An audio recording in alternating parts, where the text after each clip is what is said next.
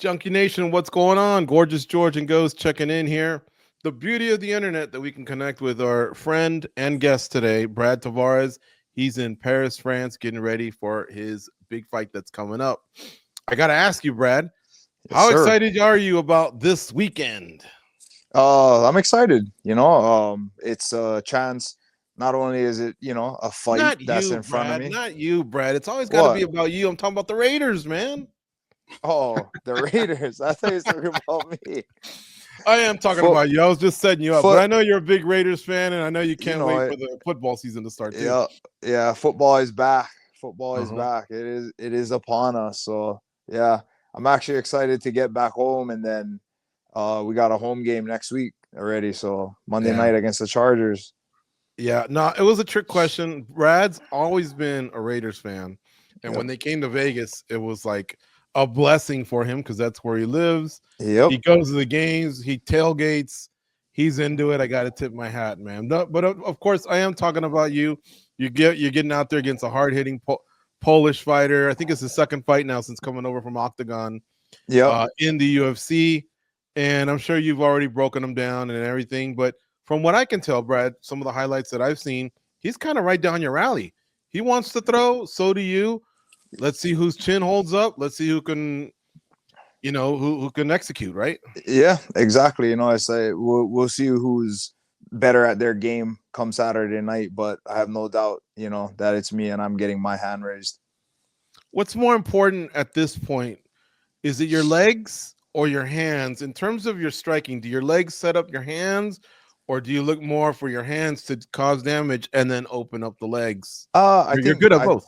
I think they both one complement each other and both set each other up. It's you feed them one to give them the other, and vice versa. It's you kind of get a little too much of this or too much of that, or focus on one thing or the other. And then the other thing that dictates that is just opponent is just trying to anticipate what this guy is trying to do.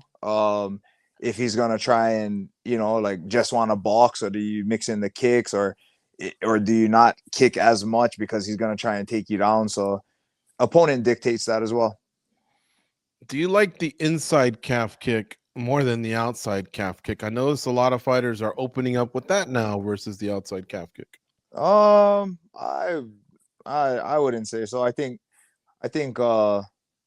outside. I think outside does more damage. I Mhm. don't know. I don't even. Yeah, I haven't really not even really thought about that. Are they distractors more than anything, or can you sense the damage right away by their reaction? Oh no, you can sense the damage. There's been a few guys that I fought in the past that I've destroyed their leg with a calf kick, and you know they've had trouble to walk. But it's just one of those. It's just one of those kicks that I don't think there's a lot of meat there per se. Protecting Mhm. those nerves and stuff. It's not something that is super used to getting kicked, and maybe more so now. It's such a popular weapon in the sport now that you have a lot more people throwing it at practice, so you get to see it a lot more, you get to feel it a lot more. But for whatever reason, it's just one of those things that if you can get it going, it's debilitating, and you can tell.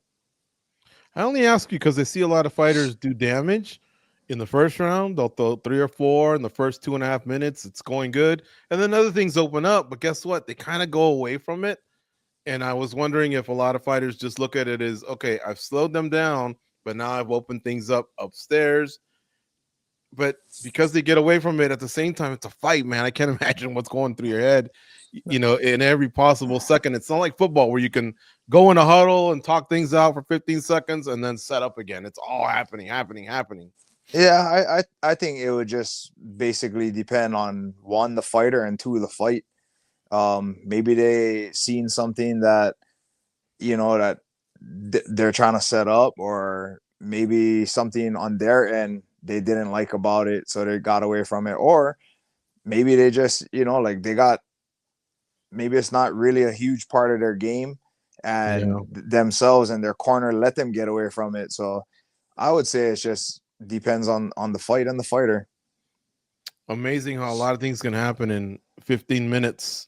that you don't expect on top of what you've game planned for. And I'm sure that all that's decompressing in your head, right? As you're dodging elbows, blocking, or punches or kicks. It's really, really fascinating. All right, last question, then I'll turn it over to Goes. Yes, Who's sir. kicked you the hardest, and who do you feel like you've landed your best one kick on? One kick. I'm not too sure. I would say both in both instances, it would probably be an accumulation of kicks. Um, I would say for me, I don't think like nobody has kicked me and I've been like, oh, that really hurt. But Really? yeah, like Hmm. I mean, I guess it's adrenaline from the fight, or like nobody that I can think of has stood out like, oh, that really hurt, Yeah. and maybe it's just mental toughness, grit. But the other thing is like you're pumped with adrenaline when you're out there. You don't tend to like really feel these things. But I would say one of them would have to be Adesanya. I know he landed a crazy amount of kicks on me, and I'm sure it was one of his kicks that ended up fracturing my arm in that fight. So even though it didn't hurt, I didn't even know it was broken. Still fought through the whole fight. Don't even know at what point it broke. But I mean, the damage was done, right? And then on the other side of that, I would say two that come to mind are probably Talis Latis or Chris Weidman. I know I kicked Weidman a bunch of times where I fractured something in his leg or something. So Yeah. again, I think it's just an accumulation and just seeing the damage after the fight, or obviously seeing it in the fight, which is why we kept going to it. But after finding out the extent of the damage, I guess you could say. Brad, how much does team momentum play into what you're doing? Because, I was watching Johnny Walker and I was thinking, look, member of Extreme Couture, kind of in a similar situation, right? Has to fly pretty far for his fight. And the Yeah. things that he was doing in the fight, I kept looking at him and going, man, I could see Brad doing all of this in his fight. So a lot of similarities, but the momentum of having a teammate win in that fashion and being in that situation, and now kind of being in a similar situation, does it ever roll over from fighter to fighter? um, I wouldn't necessarily say so, because it's like if one of my teammates or somebody got into had a fight and lost that fight, like I don't think that would have a negative effect on me. And don't get me wrong, it is great when people that you train with, people, your teammates, your friends, your boys are winning. Like nobody wants to lose, so you feel great for them. But as far as like the momentum of like me carrying that into this fight, like I don't think it has much weight on the matter.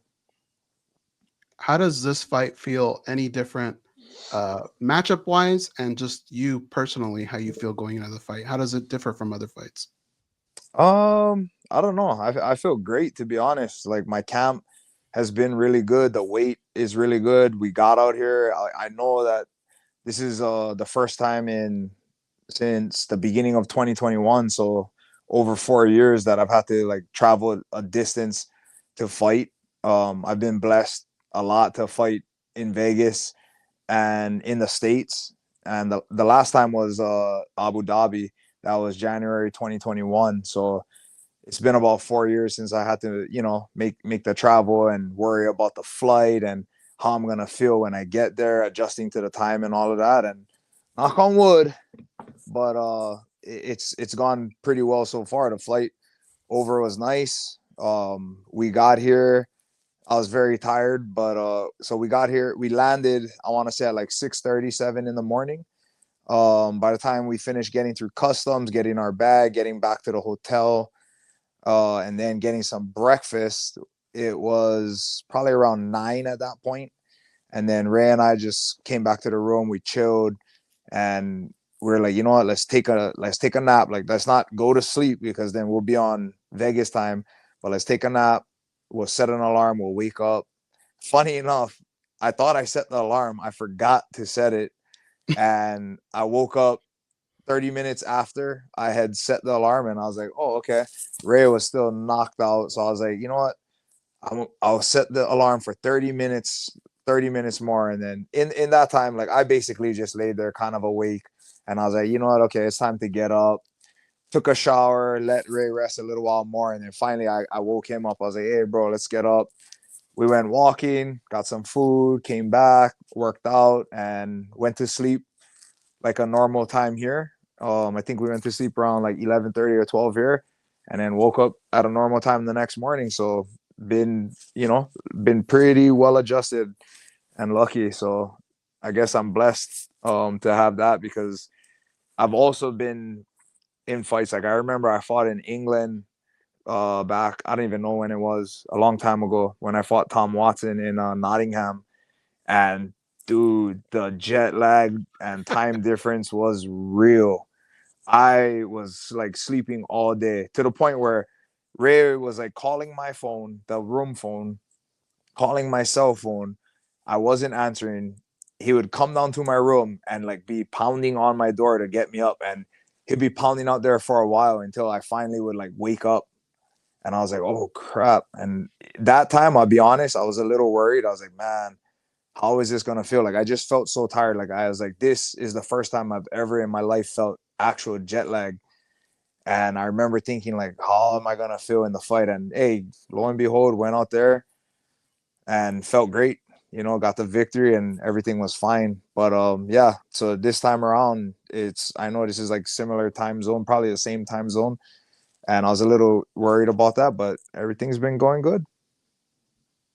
Because you've done this for so long under one banner, which by the way, congratulations on that. Do you Thank ever you. feel like when one of these guys from another organization comes in and you're the opponent, is there like a little part of you that feels like you're representing the UFC a little bit in the fight? Not really, because like if we did like a straight up, like you got to give him his credit, regardless of where he was before this, regardless if he was a PFL, Bellator champion, or a champion at any other organization, or fought for them his entire career. He's here now. He's here now. He is a UFC fighter.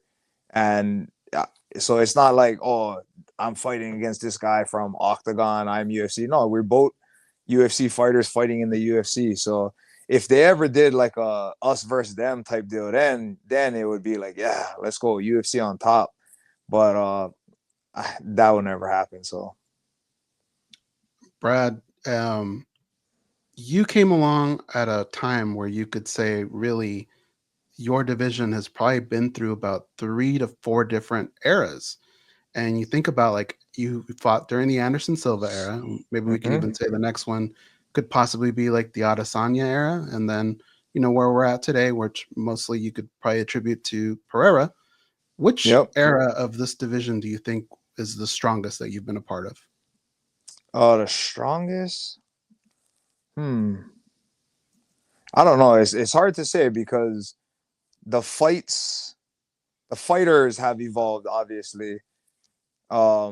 But I also evolved along with them, So like when I first came into the UFC, when I first got there and Anderson Silva was the champion, it's like you look at him and you're like, oh, dude, that and Anderson Silva is one of the MMA like just all time pound for pound goats to me, and should be to a lot of people, So for me at that time, coming in and looking at him, like he was so much further than me, and like it was a mountain that I strive to get to.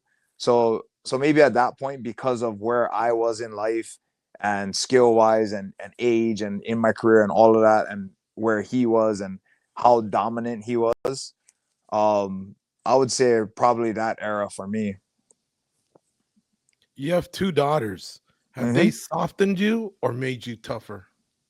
I would say it definitely softened me in a sense where, like, to them, right? Like if I had 2 sons, it would probably be a lot different. I would probably be a lot different parent than I am today. I'd still be loving, caring, and all of that, but it would be more tough love. Like I'm very much more patient with my daughters. They're girls, right? So you got to treat a girl and a woman the way that they should be treated, or at least the way that you want them to know that they should be treated in life.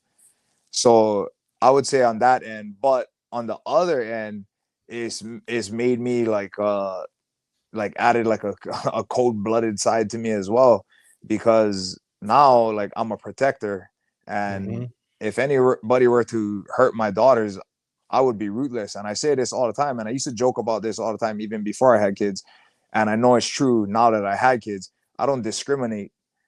If some little kid was to like hurt my kid, and I don't mean accidentally on the playground or something, but knew what they were doing and hurt my kid, I would honestly, I'd probably hurt the kid. And I know that sounds bad, but that's just how I feel in my heart. And so yeah, so on one side of me, they have softened me, but on another side of me, they made me even more ruthless. Well, we'll just pretend maybe it's a calf kick or something to the kid. I don't want to think the worst. But it would definitely be something accidental. You know what I mean? Playground incident, accidental. You got to be on your head. Bah. Yeah. All right. Last question. When you fight, I always wondered, does Hawaii have a fraternity? Like, do the Hawaiian fighters, Ensign Inoue, BJ Penn, Max Holloway, Cabbage Correa, whoever, do the Hawaiian fighters kind of back each other up in that way, or not so much? 100%. 100%. Yeah, 100%. You know, we always back each other. At least the people that I know, you know, and a majority of the people that, all the people that I know personally, they always back each other. And granted, I'm sure there's guys out there that are haters and whatever, but you deal with that anywhere you go. But for the most part, Hawaii stands behind Hawaii. It doesn't matter what it is, you know, like you could be, I say this all the time, like you could be, I don't know, a chef on a cooking show competing, and Hawaii is going to be behind you. Right. Look at all the singers recently that have come through, like America's Got Talent and The Voice. Like Hawaii is super proud of them, standing up behind them, and just ready to support, you know, and I feel like that it's like that for fighting too. You know, everybody in Hawaii wants to support Hawaii, so we do, and it doesn't change. You know, like fighters, we all support each other, friends or not friends. Like when I see other Hawaiians, even like up and coming guys, you know, starting out and fighting in like mainland organizations, I'm always rooting for them. I don't even know these people, but I'm rooting for them. I'm pulling for them, and I'm praying for them, you know, for their victory and their safety, and for them on this path. Yeah, and there's been a lot of great ones over the years. Hopefully you were impressed with the list that I took one from every era, you know. But anyway, Brad, hey, I think I told you 10, 12 minutes. We're past that. Go get some sleep, because I think it's almost 10 p.m. over there. I'm glad you're acclimated to the time, but I don't want to be the excuse. Oh man, that first 10, 15 seconds I was off. Now I want you to be finely tuned and ready to go. Otherwise, you can still blame it on goes. But thanks, man, for making time for us. Yeah, of course. And of course. I hope you have a safe weight cut and a great fight on Saturday. We'll definitely be tuning in, man. And that crowd, they're gonna bring it. That's a great crowd. The French crowd is loud. You're gonna love it. I wonder if they'll like me or hate me. We'll see. Well, if you want to win some over, wear a PSG jersey to the weigh-ins. PSG. That soccer team has been on fire, and I gotta imagine most of them. Yeah, it's Paris Saint-Germain, but that soccer team's been on fire, and it'll be a good way to connect with them. And the opposition, I think, is Polish, so it's not like they got to back their guy. Yeah, they might get behind you, bro. Yeah, we'll see. I'm gonna walk out with the Hawaiian or the flag. Scarf. Yeah, because the jersey's about $100. If you don't want to do that, just come out with a scarf. PSG, No, I'm telling you, it'll go over. I'm gonna walk out with the Hawaiian flag, and I'm sure a lot of them will confuse it with the British flag, or be very confused because they'll see the Union Jack. I got people telling me that all the time on like Instagram. Why are you representing England? Blah blah blah. Like, why are you carrying the English flag? I'm like, bro, this is the Hawaiian flag. Do your homework before you come at me. But I'm sure some of them will see it. I don't know what the relationship is like between Paris France and England. So they're rivals. They are? They're rivals. That's what I'm saying. Yes. I'm sure you're gonna go do the whole Eiffel Tower, Seine River, whatever. You will find a PSG scarf. That can't be more than 10 euros. Get it. I'm telling you. Yeah. I want to just rock the jersey. Or get the jersey. Yeah. The jersey's even better. I mean, I wasn't sure if you wanted to invest that much into it. Who's a good guy? Who's a good PSG guy? Currently, right now, they have a guy named Dembele. Dembele. Yeah, I'm I'll gonna walk send you in and the be info. like, But I think he's number 10. But he's been one of their so best players. number 10 is always the good ones on the team, right? Yeah, usually Like they're that's like the the best player. playmaker, and the Yeah, number 9 is the one that makes the goal. yeah. Wait, number 9 7s and makes the goal? 11s are good too. I thought Mhm. 10s was always like, isn't Ronaldo 10 and Neymar's 10 Ronaldo's and 7, uh Neymar's 10, Maradona's 10, what Messi's 10. about 10s are Messi? good. Yeah. 10s is I thought I seen something like that. I don't really follow soccer too much. 10 is like the point guard, Yeah. and then 9 is like the killer. I'm gonna roll up and be like, let me get the Lembele, or what is his name? Dembele. Lembele. Hey, wait, real quick before I go, and you guys are not keeping me here. I got a funny story for you guys. All right. Okay. So, oh, sorry, hold on. I had low power mode, but anyhow, so this was when did the whole Henry Ruggs thing happen? When was that? What year was that? Oof. I'm not sure. Well, a couple years ago, right? So anyway, Kaikara France had just fought in Vegas, and Johnny Nunes, Johnny Boy, you guys know Johnny? Yeah. Misha's husband? Yeah. Yeah. So he's like, oh, I'm gonna bring Kaikara to the game. I was like, oh yeah, cool. So he brought him to the tailgate with us, and I think it was like around a colder time or whatever. So I want to say he had like a jacket on at first. It was a little bit closer to the cold months for us. And then anyhow, I looked at his jersey, the number he was wearing, and I'm like, bro, you rocking Henry Ruggs. And then this was like right after everything had happened. And I'm like, bro, I called Johnny on the side. I was like, Johnny, you let him buy this jersey, like of all people, like, dude, that guy is facing massive scrutiny right now. You know, like everybody's hating on him. And you just let Kaikara pick that jersey, and he's like, oh, I don't know, whatever. It was, and I am sure it's because it was the cheapest one. You know, it was on like clearance. Yes. Yeah. But yeah, so yeah, I just thought of that now. Like that's why I asked you guys what jersey I should get, because I don't want to get the jersey of somebody who is like, you know, like being despised, and they're all like, oh, F you, Tavares. No, that would be a funny joke, but I don't want to deal with your leg kicks when you get home. I wouldn't do that to you. But for those that don't know, Henry Ruggs is the wide receiver, right, Brad? Who did he was a wide 150 receiver. miles an hour here on Rainbow or something Hey, like that. but let me say this, and there's no excuse for what had happened that night and life loss. But I have recently met Henry Ruggs, and I've actually spoken to him. And outside of that, it was a mistake that he made, you know, and I'm not defending his actions because somebody lost their life, and I know a dog died as well.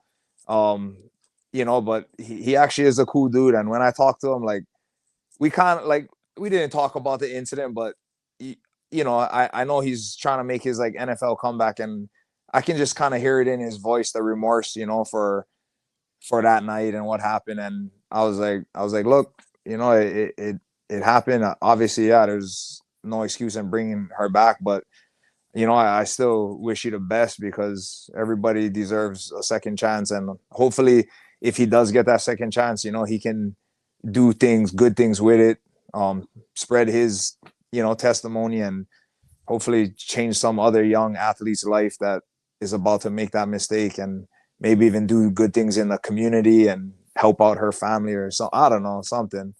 He's out of jail, huh? I didn't know that.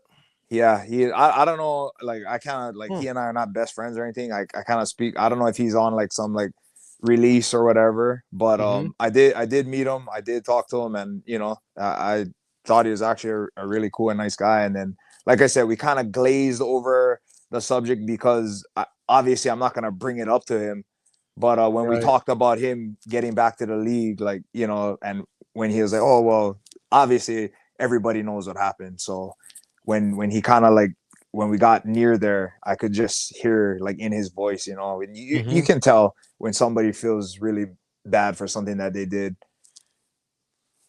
Yeah, no, it was a huge mistake for sure. Yeah, and I don't know where the case is still at. I thought he was going to be up for parole in a few years, but it doesn't make, what you said, it doesn't Yeah. make it any less interesting, because if he has done his time, like, the way most of us, we face a jury and we do our time and repercussions, and he's willing to impact the community going forward, I mean, then that would be a great thing. Yeah. For sure. But yeah, anyway, I looked it up also just to make sure, and Dembele's number 10. He is from France. It'll go over well. He's a star. Let's go, Dembele. All right, my man. We'll talk to you soon. All right, fellas. Have a good one. Thank you for having me.